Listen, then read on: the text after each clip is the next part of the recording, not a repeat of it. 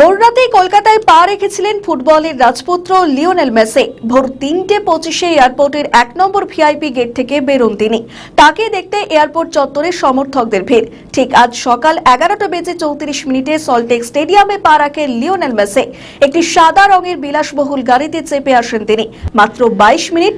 এতদিন ধরে এত অপেক্ষার পর মাত্র 22 মিনিট লিওনেল মেসিকে দেখতে পেল শহর কলকাতা। এরপর তিনি মাঠ ছেড়ে বেরিয়ে যান। আর এই ঘটনার পর গোটা যুব ভারতী স্টেডিয়াম কার্যত অগ্নিগর্ভ হয়ে ওঠে। মাঠে নেমে সমর্থকরা কার্যত তাণ্ডব লীলা চালান। তাদের অভিযোগ, মেসিকে ঘিরে ধরেছিলেন তারকারা, যে কারণে গ্যালারিতে বসে থাকা সমর্থকরা দেখতে পাননি মেসিকে। আর এতেই ক্ষুব্ধ হন ফুটবল প্রেমীরা। এমনকি মাঠের একটি প্রান্ত থেকে আগুনের ফুলকিও দেখতে পাওয়া যায়। এরপর পুলিশ লাঠিচার্জ করতে শুরু করে। আর এই ঘটনা যে কলকাতার ফুটবল ইতিহাসে একটি কলঙ্কিত অধ্যায় হয়ে থাকবে তা নিঃসন্দেহে বলা যেতে পারে।